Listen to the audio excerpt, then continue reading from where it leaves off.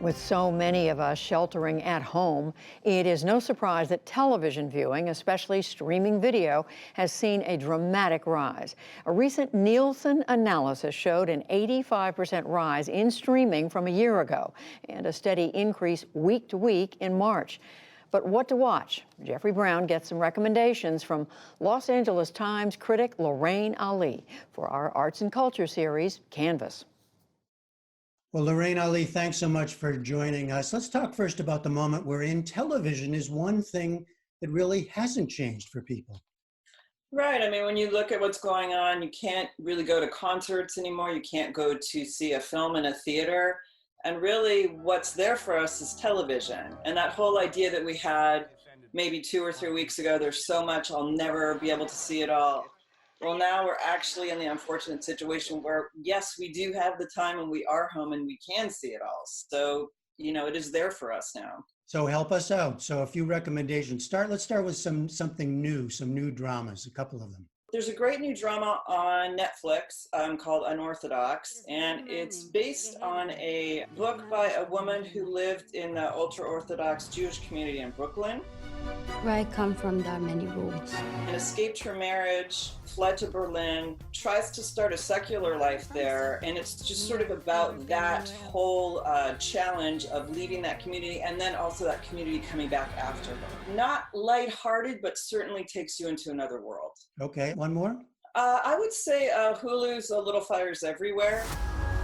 Kind of a nighttime soap opera, if you will. Reese Witherspoon, Kerry Washington, about class, race, and the American dream flipping it on its head. Not deep and heavy, but definitely kind of like some good stuff to sink into. Now, one kind of real escapism would be taking us outdoors. That would be animal and nature shows, right? Oddly enough, one of the things I really like to watch when I just kind of want to unwind is Dr. Paul, who's on Nat Geo Wild. I think there's something like 1 billion seasons of it. But he is a vet in rural Michigan, goes out to farms, has his own practice, and you kind of follow him and his team. And while it sounds a little goofy, it's really nice not to have people drama. It's animals, and it's saving animals, and it's people being able to do something. Another one on Animal Planet's called Secret Life at the Zoo, and it kind of takes you behind the scenes at the zoo. Today, the pups are being microchipped. The excellent part is you also have Olivia Colman, who is your narrator. So it's got this kind of high end of a really A-list actor in there. There's a true crime docuseries called Tiger King that's getting a lot of attention. Tell us about that one.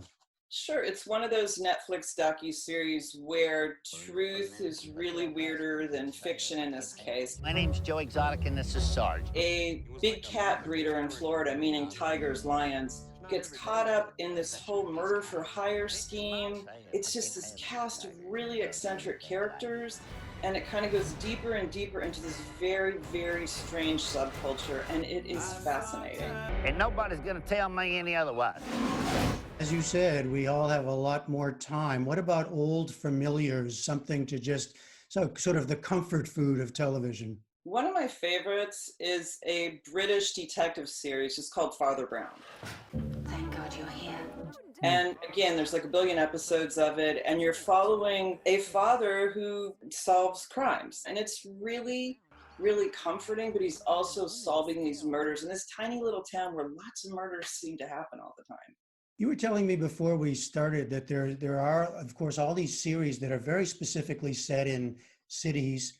Many of us now cannot go walk around our own cities. While we're sequestered in our houses and missing our city outside, if you're in LA, Insecure is really great for that. It takes you all over the city. In Atlanta, of course, is great for that. In DC, I think Veep, as depraved as Veep was, it takes you all over DC. Or Master of None for New York. They take you kind of into this real locals places and also the bigger kind of landmarks. What about for people who just really want to go right there into pandemic scare mode? There's plenty for them too?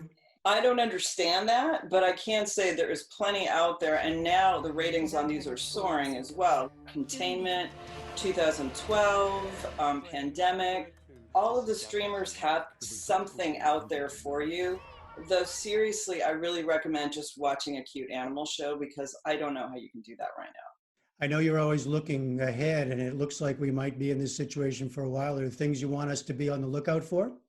So coming up is this great series called Mrs. America. It's FX Hulu, and it's starring Kate Blanchett, and it's kind of looking at the women's equality movement in the early 70s. It's excellent. Rose Byrne plays Gloria Steinem.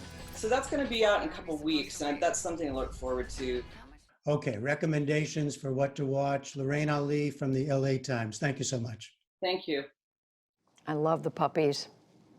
What else can I say?